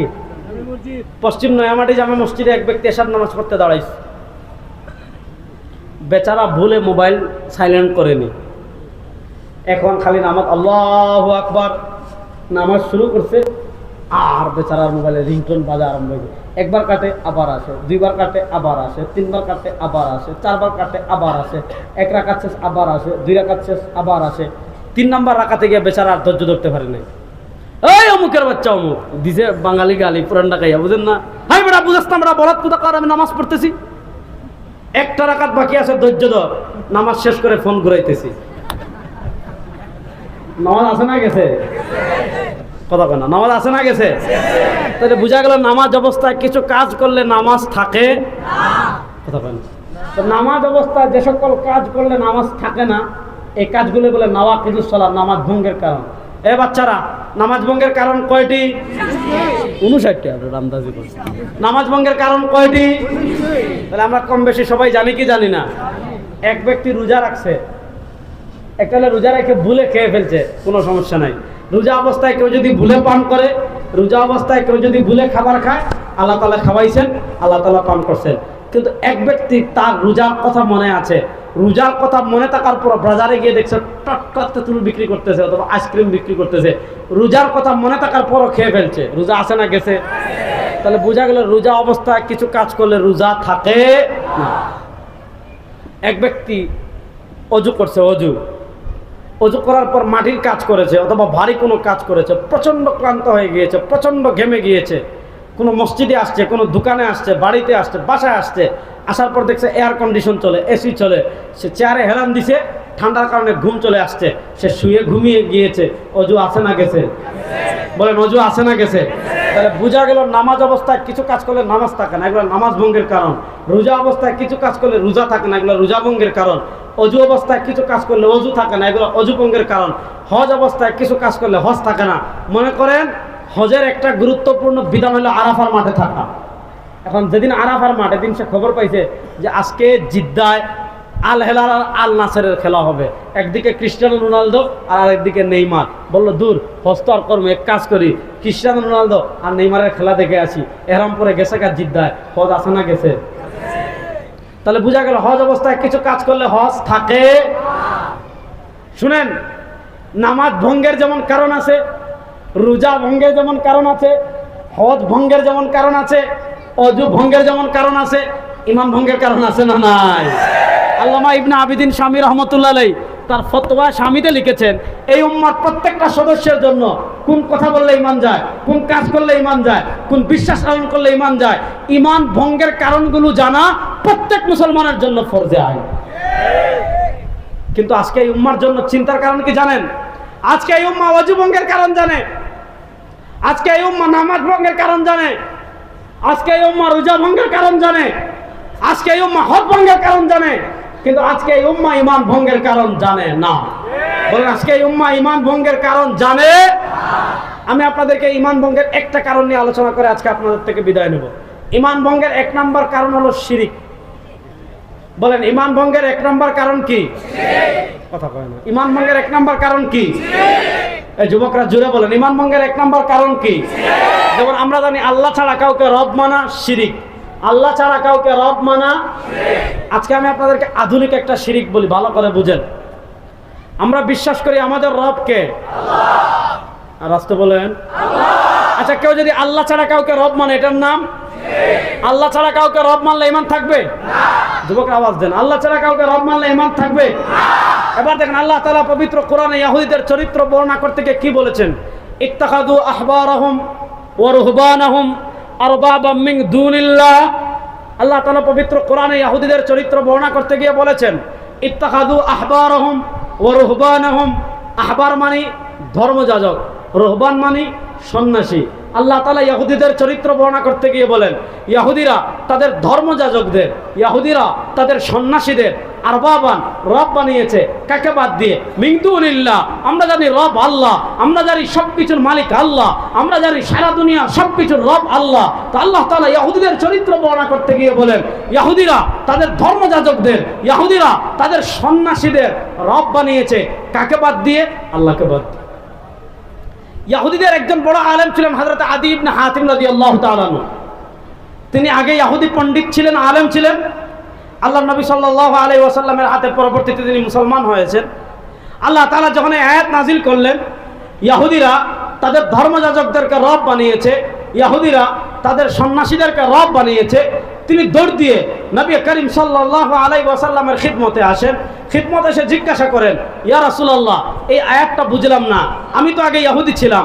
যদি আমরা ধর্মযাজকদেরকে রব মানতাম, যদি আমরা সন্ন্যাসীদেরকে রব মানতাম, তাহলে আমরা তাদেরকে সিজদা করতাম, আমরা তাদেরকে ইবাদত করতাম। আমরা তো ধর্মযাজকদের ইবাদতও করিনি, আমরা ধর্মযাজকদের সিজদাও দেইনি, আমরা সন্ন্যাসীদের ইবাদতও করিনি, আমরা সন্ন্যাসীদেরকে সিজদাও দেইনি। যেহেতু আমরা তাদের ইবাদতও করিনি, যেহেতু আমরা তাদেরকে সিজদাও দেইনি, তাহলে প্রশ্ন হলো, আমরা তাদের ইবাদতও করলাম না, আমরা তাদেরকে সিজদাও দিলাম না, রব কেমনে মানলাম? প্রশ্ন বুঝছেন? যদি আমরা ধর্মযাজকদেরকে রব মানতাম, যদি আমরা সন্ন্যাসীদেরকে রব মানতাম, আমরা তাদেরকে সিজদা দিতাম, আমরা তাদের ইবাদত করতাম, আমরা ইবাদতও করিনি, আমরা সিজদাও দেইনি, তাহলে প্রশ্ন হলো, আমরা ধর্মযাজকদেরকে কেমনে রব বানাইলাম? নবী করিম সাল্লাল্লাহু আলাইহি ওয়াসাল্লাম জবাব দিচ্ছেন, আমা ইন্নাহুম লাম ইয়াসজুদুনাহুম ওয়া লাম ইয়াবুদুনাহুম। শুনো, যদিও তোমরা তাদেরকে সিজদা করোনি, যদিও তোমরা তাদেরকে মানে ইবাদত করেনি, কিন্তু ইন্নাহুম ইযা আহাল্লু শাইআন হারামাল্লাহ ওয়া হারামু শাইআন আহাল্লাল্লাহ। কোন জিনিস হালাল হবে, কোন জিনিস হারাম হবে, এই ঠিক এই কোন শরিয়ার কোন বিধান, মনে করেন আল্লাহ তাআলা বিধান দিয়েছেন এই জিনিসটা হালাল, আল্লাহ তাআলা বিধান দিয়েছেন এই জিনিসটা, বলেন গরুর গোশত খাওয়া হালাল না হারাম? রাস্তে বলে সমুদ্রের মাছ খাওয়া হালাল না হারাম? হারাম না? মাছ খাওয়া হালাল না হারাম? বাস বুঝা করেন। এখন আল্লাহ তাআলা বলেছেন হালাল, এই যুবকরা ভালো করে মনোযোগ, কান খাড়া। আল্লাহ তাআলা বলেছেন হালাল, ধর্মযাজক আর সন্ন্যাসীরা বলে হারাম। মনোযোগ, আল্লাহ তাআলা বলেছেন এটা হারাম, সুদ খাওয়া হারাম, ঘুষ খাওয়া হারাম, জুয়া খেলা হারাম, ব্যভিচার করা হারাম, এতিমের মাল আত্মসাৎ করা হারাম, মিথ্যা বলা হারাম, গীবত করা হারাম। আল্লাহ বলেন হালাল, ধর্মযাজকরা বলে হারাম। আল্লাহ বলে হারাম, ধর্মযাজকরা বলে হালাল। আল্লাহ বলেন হালাল, সন্ন্যাসী বলে হারাম। আল্লাহ বলেন হারাম, সন্ন্যাসী বলে হালাল। এবার একদিকে আল্লাহর বিধান, আরেকদিকে সন্ন্যাসীর বিধান, একদিকে আল্লাহর বিধান, আরেকদিকে ধর্মযাজকের বিধান। এবার ইহুদিরা কি করেছে? আল্লাহর বিধানকে বাদ দিয়ে ধর্মযাজকের বিধানকে মেনেছে, আল্লাহর বিধানকে বাদ দিয়ে সন্ন্যাসীদের বিধানকে মেনেছে। আল্লাহর নবী বলেন, এই যে ইহুদিরা আল্লাহর বিধানকে বাদ দিয়ে ধর্মযাজকদের বিধান মেনেছে, আল্লাহর বিধান বাদ দিয়ে সন্ন্যাসীদের বিধান মেনেছে, আইন দেওয়ার মালিক একমাত্র কে? এখন একদিকে আল্লাহর আইন, আর একদিকে সন্ন্যাসীদের আইন। এবার আল্লাহর আইনের বিপরীত, আপনি যদি মনে করেন সন্ন্যাসীদের আইন ভালো, তাহলে আপনি আল্লাহ বাদ দিয়ে এদেরকে রব বানিয়েছেন। এর নাম হলো রাজনৈতিক শিরিক। এই আল্লাহর আইন আছে না নাই? যুবকরা বলেন, আল্লাহর কোরআনের আইন আছে না নাই? একটা হলো আপনি আল্লাহর আইন বাস্তবায়ন করতে পারছেন না, কোরআনের বিধান আমাদের বাংলাদেশে নাই। কোরআনের বিধান বাংলাদেশে নাই বলেই 52 বছর সোনার বাংলাদেশ প্রতিষ্ঠা করা যায় নাই। কোরআনের আইন বাংলাদেশে নাই বলে চুরি বন্ধ করা যায় নাই। কোরআনের আইন বাংলাদেশে নাই বলে খুন বন্ধ করা যায় নাই। আমরা বলি মাত্র 3 সপ্তাহের জন্য বলেন, যারা ব্যাংক চুরি করবে, শেয়ার বাজার চুরি করবে, দেশের টাকা বিদেশে চুরি করবে, আল্লাহ কোরআনের আইন বলে আস-সারিকু ওয়াস-সারিকাতু ফাকতাউ আইদিয়াহুমা, শুধু 3 মাসের জন্য কোরআনের আইন বাস্তবায়ন করেন, সব চুরি বন্ধ হয়ে যাবে। একটা হলো কোরআনের আইন নাই, আপনি বাস্তবায়ন করার চেষ্টা করবেন, কিন্তু সুশীলগিরি মারবেন, সুশীলগিরি টকশোতে বসে বলবেন যে কোরআনে হাত কাটার বিধানটা এটা মধ্যযুগীয় আইন, অথবা বললেন এটা মধ্যযুগীয় বর্বরতা, অথবা বললেন এই প্রযুক্তির যুগে, বিজ্ঞানের যুগে কোরআনের আইন চলে না। এই কথা বলতে দেরি সে মুরতাদ হতে দেরি না, এই কথা বলতে দেরি সে বেঈমান হতে দেরি না। এবার বলেন আল্লাহর আইনের বিপরীত, একটা মনে করেন আপনি আইন করেছেন, এখান থেকে বালু তুলবেন না, কোনো সমস্যা নেই। এটা আল্লাহর আইনের বিপরীত না। আপনি আইন করেছেন এখানে গাড়ি পার্কিং করবেন না, সমস্যা নাই। আপনি আইন করেছেন এখানে থুতু ফেলবেন না, সমস্যা নাই। আপনি আইন করেছেন এখানে পেশাব করিবেন না, সমস্যা নাই। আপনি আইন করেছেন এখানে ময়লা ফেলিবেন না, সমস্যা নাই। আপনি আইন করেছেন এখানে সিগন্যালে থামা যাবে না, সমস্যা নাই। যে আইনগুলো কোরআনের বিপরীত না, মানুষের কল্যাণে, এমন যে কোনো আইন আপনি করতে পারবেন। কিন্তু যে আইনগুলো আল্লাহ কোরআনে দিয়ে দিয়েছে ওই আইন পরিবর্তন করার অধিকার খালেদা জিয়ার নাই, তারেক রহমানের নাই, হাসিনার নাই, শহীদ জিয়ার নাই, আপনার মুজিবের নাই, ভারতের নাই, আমেরিকার নাই, আব্রাহাম লিঙ্কনের নাই। দুনিয়ার কোনো রাজা বাদশাহ যে আইন আল্লাহ কোরআনে দিয়েছেন ওই আইন পরিবর্তন করার ক্ষমতা নাই। বুঝতেছেন? কথা বোঝা যায়? যেমন আমি আপনাদেরকে বলি, একটা রাষ্ট্রের স্থিতিশীল হয় কখন? একটা রাষ্ট্রের অপরাধ প্রবণতা কমে কখন? মনোযোগ, এই যুবকরা ভালো করে শুনেন, এই পয়েন্ট বলে শেষ করব। একটা রাষ্ট্রের স্থিতিশীলতা আসে কখন? একটা রাষ্ট্রে অপরাধ প্রবণতা কমে কখন? একটা রাষ্ট্রে খুন বন্ধ হয় কখন? একটা রাষ্ট্রে জুয়া বন্ধ হয় কখন? একটা রাষ্ট্রে ধর্ষণ বন্ধ হয় কখন? একটা রাষ্ট্রে চুরি বন্ধ হয় কখন? যখন এই রাষ্ট্রের ন্যায় বিচার নিশ্চিত হয়। যখন এই রাষ্ট্রে কি হয়? ইন্নাল্লাহা ইয়া'মুরুকুম বিল আদল। ন্যায় বিচার ছাড়া কশ্চিনকালেও রাষ্ট্রে স্থিতিশীলতা আসে না। ন্যায় বিচারের বিপরীত দুটা জিনিস আছে, একটা হলো স্বজনপ্রীতি আর আরেকটা হলো অনিয়ম। আমাদের দেশে দেখেন, আমাদের দেশের যে বিচার ব্যবস্থা, ইসলামের বিচার ব্যবস্থা দাঁড়িয়ে আছে তিনটা সেক্টরে, তিন ক্যাটাগরিতে। বলেন, ইসলামের বিচার ব্যবস্থা দাঁড়িয়ে আছে কয় ক্যাটাগরিতে? যুবকরা বলেন, কয় ক্যাটাগরিতে? আমার সাথে সবাই বলেন, হুদুদ। আমি জিজ্ঞেস করব কিন্তু সবাই বলেন হুদুদ। মাদ্রাসার হুজুরা বলা লাগবে না, যারা উস্তাদ উনারা না, মাদ্রাসার ছাত্র, স্কুল ছাত্র, জেনারেল, যুবক, বুড়া সবাই বলেন হুদুদ। আওয়াজ আসে না। হুদুদ। কিসাস বলেন না, হুদুদ কিসাস তাজিরাত বলেন, হুদুদ। পিছন থেকে আওয়াজ আসে না। হুদুদ কিসাস তাজিরাত, হুদুদ কিসাস তাজিরাত। মাথায় টুপি নাই এমন একজন দাঁড়িয়ে তিনটা বলেন তো। মাথায় টুপি নাই এমন একজন। হুদুদ কিসাস তাজিরাত, দাঁড়ান। মাথায় টুপি নাই এমন একজন দাঁড়ান। ওই যে মাশাআল্লাহ, মাশাআল্লাহ বলেন। পিছন থেকে একজন দাঁড়িয়েছে, সামনে থেকে একজন দাঁড়ান না, যাদের মাথায় টুপি নাই। স্কুলে পড়েন, দাঁড়ান না। আরে ভাই, এগুলো শিখতে হবে তো। যাক, একজনে বলছেন সবার পক্ষ থেকে, কাকে দাঁড় করাবো? যাক, কাউকে দাঁড় করানোর দরকার নাই। ইসলামী বিচার ব্যবস্থায় তিনটা ক্যাটাগরি হুদুদ। যেমন ইসলাম বলে আসারিকু ওয়াসারিকাতু ফাকতাউ আইদিয়াহুমা। কেউ যদি চুরি করে, কোনো পুরুষ যদি চুরি করে, কোনো মহিলা যদি চুরি করে, তার হাত কেটে ফেলো। এখন প্রশ্ন হলো, আপনাকে হাত কাটার বিষয়টা খুব খারাপভাবে উপস্থাপন করবে। শুনেন, কারো ঘরে খাবার নাই, বাধ্য হয়ে কেউ যদি চুরি করে, তার হাত কাটা যাবে না, পেটের দায়ে। আর ইসলাম যদি রাষ্ট্র ক্ষমতায় আসে, পেটের দায়ে কেউ চুরি করবে না। আমাদের দেশে এই বিধান চায় না কারা জানেন? যারা জানে ইসলাম আসলে দেশের টাকা বিদেশে পাচার করা যাবে না। যারা এইভাবে যে ইসলাম আসলে আর ব্যাংক চুরি করতে পারবো না, শেয়ার বাজার ডাকাতি করতে পারবো না, অন্যের নামে রডের বদলে বাঁশ দিয়ে টাকা চুরি করতে পারবো না, তেল চুরি করতে পারবো না, গম চুরি করতে পারবো না, দুর্নীতি করতে পারবো না, তারাই আল্লাহর কোরআনের আইনকে ভয় পায়। দেখছেন, মাথায় টুপি নাই, তাকবীর দিচ্ছে। এই যুবকরা যদি ইসলামের জন্য ঐক্যবদ্ধ হয়ে যায়, ইসলামের বিজয় কেউ ঠেকায় রাখতে পারবে রে? কেউ পারবে না, ইনশাআল্লাহ বলেন। হুদুদ মানে ইসলাম নির্দিষ্ট কিছু অপরাধের শাস্তি দিয়েছে। বেবিচার করলে, অবিবাহিত হলে ইসলাম বলে আয-যানিয়াতু ওয়াজ-যানি ফাজলিদু কুল্লা ওয়াহিদিন মিনহুমা মিআতা জালদা, 100টা দুর্রা মারেন। মদ খেলে এই শাস্তি, চুরি করলে এই শাস্তি, বেবিচার করলে এই শাস্তি। এখন কোনো বিবাহিত পুরুষ কিংবা মহিলা যদি বেবিচার করে, ইসলাম বলে রজম মারো, বুক পর্যন্ত গর্ত করো, পাথর মেরে হত্যা করো। এখন আপনি পারছেন না, কিন্তু আপনি যদি পাথর মেরে হত্যাকে মধ্যযুগীয় বর্বরতা বলেন, ইমান আছে না গেছে? বলেন যুবকরা, ইমান আছে না গেছে? এটাকে বলে হদ। আরেকটা হলো কিসাস। কিসাস মানে কি? খুনের বিপরীত খুন। আল্লাহর কোরআন বলে আন্নান নাফসা বিন নাফসি ওয়াল আইনা বিল আইনি ওয়াল আনফা বিল আনফি ওয়াল উযুনা বিল উযুনি ওয়াস সিন্না বিস সিন্নি ওয়াল জুরুহা কিসাস। জীবনের বিপরীত জীবন, চোখের বিপরীত চোখ, কানের বিপরীত কান, নাকের বিপরীত নাক, অঙ্গের বিপরীত অঙ্গ। আপনি আরেকজনকে খুন করেছেন, আপনাকে খুন করা হবে। আপনি আরেকজনের মাথা ফাটাইছেন, আপনার মাথা ফাটানো হবে। আপনি আরেকজনের চোখ নষ্ট করেছেন, তার চোখ নষ্ট করা হবে। আপনি আরেকজনের হাত ভাঙছেন, তার হাত ভাঙা হবে। আপনি আরেকজনের পা ভাঙছেন, আপনার পা ভাঙা হবে। আপনি আরেকজনের দাঁত ভেঙে দিয়েছেন, আপনার দাঁত ভেঙে দেওয়া হবে। এটাকে আরবিতে বলে কিসাস। এটাকে আরবিতে বলে কি? এখানে ইসলামী বিচার, ইসলামী আইন আর আমাদের দেশের যে বিচার ব্যবস্থা আছে ব্রিটিশের আইন, এই ইসলামী আইন ব্রিটিশের আইনের মৌলিক পার্থক্যের জায়গা কি? ব্রিটিশের আইনে স্বজনপ্রীতি আছে, ইসলামের স্বজনপ্রীতি নাই। গত 15 বছর বাংলাদেশের সব অলিয়া উলিয়া গাছ কুতুব ছিল আওয়ামী লীগ। আমি অপরাধ করতে পারি, আপনি করতে পারেন, ইমাম সাহেব করতে পারে, কিন্তু গত 15 বছর আওয়ামী লীগের কেউ অপরাধ করবে বাংলাদেশে এটাকেও বিশ্বাস করেছে সব মাসুমেরা। আমাদের দেশে 52 বছরে কি যারা রাষ্ট্র ক্ষমতায় যায় তাদের বিচার হয় না, ঠিক না বেটি?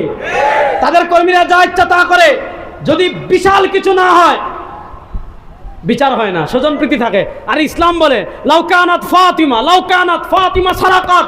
আরে আমার নবী, ইহুদি এক সম্ভ্রান্ত মহিলা চুরি করেছে, আল্লাহ নবী বলেছেন তার হাত কেটে ফেলো। সরওয়ারে দু আলম সাল্লাল্লাহু আলাইহি ওয়াসাল্লামের কাছে সুপারিশ করেছে, সে সম্ভ্রান্ত, তার আইনটা বাদ দেন। আল্লাহ নবী বলেন আরে কিসের সম্ভ্রান্ত? যদি আমার মেয়ে ফাতেমা চুরি করে আমি তার হাত কেটে দিব। ইসলামে কোনো স্বজনপ্রীতি, ইসলামের বিচার ব্যবস্থায় কোনো স্বজনপ্রীতি। এজন্য ওমর রাদিয়াল্লাহু আনহু ছেলে অপরাধ করলে মাফ নেই। ইসলামের বিচার ব্যবস্থা কি? আলী আমিরুল মুমিনিন, আলী আমিরুল মুমিনিন। এক হযরত ওমর ইবনুল খাত্তাব আমিরুল মুমিনিন, এক ইহুদি এসে বলে হযরত আলী আমার বল্লম চুরি করেছেন। ইসলামের বিচার ব্যবস্থা এমন যে আলী শেরে খুদা, হযরত আলী, যে আলী ইসলামের অন্যতম খলিফা, যে আলী আল্লাহ নবী সাল্লাল্লাহু আলাইহি ওয়াসাল্লামের আহলে বাইতের অন্যতম সদস্য। ইসলামের বিচার ব্যবস্থা এমন, ওমর রাদিয়াল্লাহু আনহু গায়ে চাদর 2টা। লোক বলে ওমর খুতবা পড়ে, সবার চাদর একটা, আপনার 2টা কেন বলেন? এটা হলো ইসলামের বিচার ব্যবস্থা। আর আমাদের ব্রিটিশ প্রবর্তিত বিচার ব্যবস্থায় গত 15 বছর আপনি শেখ হাসিনার বিরুদ্ধে একটা কথা বলবেন, সাহস ছিল? আমরা তো বলছি, আমরা কাউরে ভয় পাই না ভাই, ওই লাইন আমাদের নাই। আপনি ক্ষমতার বই দেখাবেন, পাওয়ার দেখাবেন, ওই বই আমরা যারা ইসলামকে ভালোবাসি, ইসলামী রাজনীতি করি, ওই বই আমরা পাই না। আমাদের জীবন যেতে পারে, ইসলামের প্রশ্নে কারোর সাথে আপোষ করি নাই, করবো না। এসব খুব সহজ। ইসলামের বিচার ব্যবস্থার স্বজনপ্রীতি নাই। আর 2 নম্বর, ব্রিটিশ বিচার ব্যবস্থা আর আমাদের ইসলামের বিচার ব্যবস্থার পার্থক্য কি জানেন? ব্রিটিশ প্রবর্তিত বিচার ব্যবস্থা হলো ধীরতা। অর্থাৎ কেউ অপরাধ করেছে, খুন করেছে, পুলিশ এসে গ্রেফতার করবে। পুলিশ এসে গ্রেফতার করার পর আপনি থানায় মামলা করবেন। যদি সরকার দলীয় হয়, থানায় সাধারণত মামলা নিতে চাইবে না, কারণ বস উপর থেকে ফোন আসছে, আমাদের কিছু করার নাই, আছে না নাই? এরপরে আপনি কি করবেন? যাবেন হইলো আদালতে, কোর্টে গিয়া উকিল ধরবেন, টাকা, উকিলের পিএসকে টাকা, মামলার শুনানি টাকা, সাক্ষী আনেন টাকা। 1 বছর, 2 বছর, 3 বছর, 4 বছর, 5 বছর আসতেছে যাচ্ছে, রায় একটা হইল। আবার হাইকোর্টে যান, আরো 5 বছর, সুপ্রিম কোর্টে যান, আরো 5 বছর। 1 বছর যায়, 2 বছর যায়, 3 বছর যায়, 5 বছর যায়, 15 বছর যায়। মহাগার ফাঁসি তো আর হয় না। 90 সালে খুন করেছে, 95 সালে খুন করেছে, 2000 সালে খুন করেছে, ধরা পড়েছে, রায় হয়েছে, কিন্তু রায় বাস্তবায়ন হয় নাই, এমন আসামি আমাদের দেশে আছে না নাই? শত শত আছে। তো আপনি ব্রিটিশ প্রবর্তিত বিচার ব্যবস্থায় দৃঢ়তা, ওরে ভাই রায় হয় না, সর্বশেষ রায় হওয়ার পর আবার আটকে যায়, আবার রাষ্ট্রপতির প্রাণ ভিক্ষা, খালি দেরি। 1 বছর যায়, 2 বছর যায়। স্বাভাবিক ভাই, আপনার কবরে যখন গা শুকিয়ে যাবে আর আপনার হাড্ডি গোশত চর্বি মাটির সাথে মিশে যাবে, আপনার আত্মীয়-স্বজন আর আপনাকে মনে রাখবেন, এটাই সবচেয়ে বড় বাস্তব কথা। বেচারা দেখলো ভাইরও হারাইলাম, বোনও হারাইলাম, স্ত্রীরও হারাইলাম, এখন সব টাকা পয়সা আরো খরচ করতেছি, দূর বিচার ব্যবস্থা পাবো কিনা জানি না। সে খবর নেওয়া ছেড়ে দে, বাস যে খুন করেছে তার তো রাজনৈতিক অভিভাবক আছে, সে কালো টাকা 1000 কোটি টাকার মালিক, বাস 2, 4, 5, 6, 7 লাখ টাকা খরচ করে জামিনে চুর হয়ে ঢুকছিল, ডাকাত হয়ে বের হয়, ডাকাত হয়ে ঢুকছিল, সন্ত্রাস হয়ে বের হয়, সন্ত্রাস হয়ে ঢুকছিল, মাফিয়া হয়ে বের হয়। এর বিপরীত ইসলাম। এই যুবকরা ভালো করে বুঝেন, এর বিপরীত ইসলাম। আজকের রাত্রে আপনি খুন করেছেন, ফজরের আগে প্রমাণ হয়ে গিয়েছে আপনি খুন করেছেন, কোনো হাইকোর্ট চলবে না, কোনো সুপ্রিম কোর্ট চলবে না, কোনো আপিল চলবে না, কোনো প্রাণ ভিক্ষা চলবে না। পরের দিন সোহরাওয়ার্দী উদ্যানে নিয়ে পুরো জাতির সামনে আপনাকে খুন করা হবে। আমাদের গত রমাদানে আমাদের একটা ছোট্ট বোন আসিয়াকে দর্শন করা হয়েছিল, মনে আছে? দর্শন করার পর সে মারা গিয়েছিল, মনে আছে? ডক্টর ইউনূস সাহেব বিবৃতি দিলেন যে বিচার হবে। পীর সাহেব চরমনাই বিবৃতি দিলেন, মিছিল করলেন। তারেক রহমান সাহেব বিবৃতি দিলেন, মির্জা ফখরুল ইসলাম আলমগীর সাহেব বিবৃতি দিলেন, আমিরে জামাত বিবৃতি দিলেন, মাওলানা মাহমুদুল হক বিবৃতি দিলেন। আমাদের আইনমন্ত্রী বললেন 90 দিনের বিচার হবে। প্রশ্ন হলো 6 মাস হয়ে গিয়েছে, আসামিরা গ্রেফতার হয়েছে, ফাঁসি হয়েছে? কবে ফাঁসি হবে কোনো গ্যারান্টি আছে? না, এটা হলো ব্রিটিশের আইন। আমাদের দেশে আবরার ফাহাদকে হত্যা করা হয়েছিল ভারতে আধিপত্যবাদ বিরোধী আন্দোলনের প্রথম শহীদ আবরার ফাহাদ। আবরার ফাহাদকে যারা খুন করেছে তারা গ্রেফতার হয়েছে, রায় হয়েছে, কিন্তু ফাঁসি কার্যকর হয়েছে। কখন হবে কোনো গ্যারান্টি আছে? নাই। বিশ্বজিৎকে কুপিয়ে হত্যা করেছে, যারা কুপিয়ে হত্যা করা হয়েছে, গ্রেফতার করা হয়েছে, রায় হয়েছে, কিন্তু রায় কখন বাস্তবায়ন হবে কোনো গ্যারান্টি আছে? কিছুদিন আগে পুরান ঢাকায় একজন ব্যবসায়ী সোহাগ, তাকে পাথর মেরে হত্যা করা হয়েছে। সারা দেশের মানুষ আন্দোলনে নেমেছে, সবাই কষ্ট পেয়েছে, আসামি গ্রেফতার হয়েছে, কিন্তু বিচার কখন বাস্তবায়ন হবে কোনো গ্যারান্টি আছে? এটা হলো ব্রিটিশের আইন। আর ইসলাম বলে মনে করেন যেই লোক পুরান ঢাকায় সোহাগরে পাথর মেরে হত্যা করেছে, প্রমাণ হওয়ার সাথে সাথে সুহরাওয়ার্দী উদ্যানে নিয়ে টেলিভিশনের সম্প্রচারের মাধ্যমে সারা জাতির সামনে সে যেইভাবে আমার ভাইকে হত্যা করেছে ওইভাবে পাথর মেরে পুরো জাতির সামনে যদি তাকে হত্যা করা হতো, বাংলাদেশে দ্বিতীয়বার কেউ খুন করার সাহস করত? যেই লোক আমার বোন আসিয়াকে ধর্ষণ করে খুন করেছে, সুহরাওয়ার্দী উদ্যানে প্রকাশ্যে যদি পাথর মেরে পরের দিন তাকে হত্যা করা হইতো, ইসলামের বিচার ব্যবস্থা বলে কোনো দৃঢ়তা চলবে না। আজকে আপনার চুপ কানা করেছে, সাথে সাথে তার চুপ কানা করে দেন। আপনি আজকে হাত ভেঙেছে, সাথে সাথে হাত ভেঙে দেন। যদি সাথে সাথে বিচার কার্যকর না করেন, আপনি কখনো অপরাধ নিয়ন্ত্রণ করতে পারবেন না। এই ব্রিটিশ প্রবর্তিত আইন দিয়ে কিছু চলবে না। এজন্য আমার যুবকদেরকে বলবো, আল্লাহ তাআলা আমাদেরকে যে বিচার ব্যবস্থা দিয়েছেন, আমার নবী সাল্লাল্লাহু আলাইহি ওয়াসাল্লাম আমাদেরকে যে বিচার ব্যবস্থা দিয়েছেন, এই সাদার মাথার ব্রিটিশের বিচার ব্যবস্থা 1947 সাল থেকে 2025 পর্যন্ত দেখেছেন। ওই ব্রিটিশের বিচার ব্যবস্থা দিয়ে খুন বন্ধ করা যায় নাই, মানুষের অধিকার প্রতিষ্ঠা করা যায় নাই। ব্রিটিশের আইন পরিবর্তন করে, ব্রিটিশের বিচার ব্যবস্থা পরিবর্তন করে আল্লাহর কোরআনের বিচার ব্যবস্থা বাংলাদেশে প্রতিষ্ঠা করার জন্য প্রস্তুত আছেন না? না,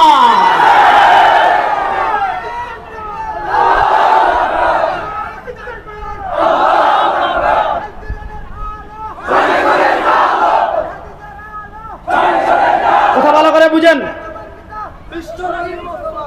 জোরে বলেন, জোরে বলেন, জোরে বলেন। তোমার নেতা আমার নেতা, দুই হাত তুলে বলেন, তোমার নেতা আমার নেতা, তোমার নেতা আমার নেতা, আমরা সবাই রাসূল সেনা। নারায়ে তাকবীর, নারায়ে তাকবীর, তোমার নেতা আমার নেতা। তন্ত্রমন্ত্রের দিন শেষ, ইসলামের বাংলাদেশ। যুবকরা দুই হাত তুলে বলেন, তন্ত্রমন্ত্রের দিন শেষ, ইসলামের বাংলাদেশ। তন্ত্রমন্ত্রের দিন শেষ, তন্ত্রমন্ত্রের দিন শেষ। নারায়ে তাকবীর। ইসলামের বিচার ব্যবস্থা প্রতিষ্ঠা হোক, আসেন তো ইনশাআল্লাহ। ইসলামের বিচার ব্যবস্থা প্রতিষ্ঠা হোক, আসেন তো ইনশাআল্লাহ।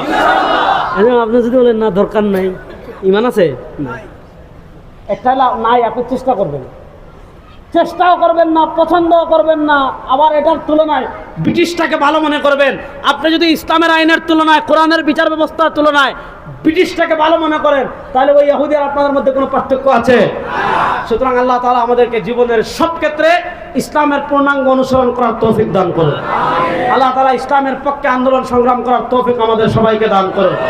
আল্লাহ তাআলা ইসলাম আমাদেরকে যে বিচার ব্যবস্থা দিয়েছে, ইসলাম আমাদেরকে যে অর্থনীতি দিয়েছে, ইসলাম আমাদেরকে যে আইন দিয়েছে, ইসলাম আমাদেরকে যে পূর্ণাঙ্গ দিন আমাদের কাছে এসেছে, আল্লাহ সেই পূর্ণাঙ্গ দিন বাংলাদেশে বাস্তবায়ন করার পক্ষে আন্দোলন সংগ্রাম যা কিছু করার দরকার সব কিছু করার তৌফিক আমাদের সবাইকে দান করেন। শেষ একটা কথা বলি, এই শতাব্দীতে পৃথিবীতে ইসলামের বিজয় কেউ আটকায় রাখতে পারবে না ইনশাআল্লাহ। কোন পৃথিবী চূড়ান্ত ধর্ম যুদ্ধের দিকে এগিয়ে যাচ্ছে। শুনেন, হিসাব খুব সহজ। গত 100 বছর তারা মারছে, 100 বছর আমরা মারবো। বুঝেন নাই? গত 100 বছর মায়ের খাইছি, 100 বছর মার দিব। ঠিক হয় না? দেখছেন, যুবকরা প্রস্তুত আছেন তো ইনশাআল্লাহ? হিন্দু আধিপত্যবাদী শক্তির বিরুদ্ধে লড়াই হবে, ইহুদি আধিপত্যবাদী শক্তির বিরুদ্ধে লড়াই হবে। সুলতান সালাউদ্দিন আইয়ুবী 90 বছরের মাথায় বাইতুল মাকদিস অধিকার করেছিলেন।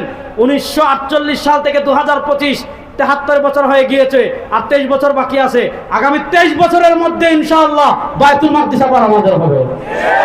প্রস্তুতি নেন ইনশাআল্লাহ। ইহুদিদের কলিজায় আঘাত করে ফিলিস্তিনে গাজায় যত ফুটা রক্ত ঝরেছে প্রত্যেক ফুটা রক্তের বদলা নেওয়া হবে ইনশাআল্লাহ। সুতরাং আমার যুবকদেরকে বলবো, প্রস্তুতি নেন। এই শতাব্দীতে হবে ইসলামের বিজয়ের শতাব্দী। এই শতাব্দীতে আফগানিস্তানে ইসলামের পতাকা উড়েছে, সিরিয়ায় উড়েছে, আফ্রিকায় উড়বে, ইয়ামানে উড়বে, জাজিরাতুল আরবে উড়বে। ইনশাআল্লাহ বাংলাদেশে ইসলামের বিজয় কেউ দাবায় রাখতে পারবে না। ইসলামের পতাকাকে বিজয় করার জন্য আমার জেনজি প্রস্তুত আছেন না? না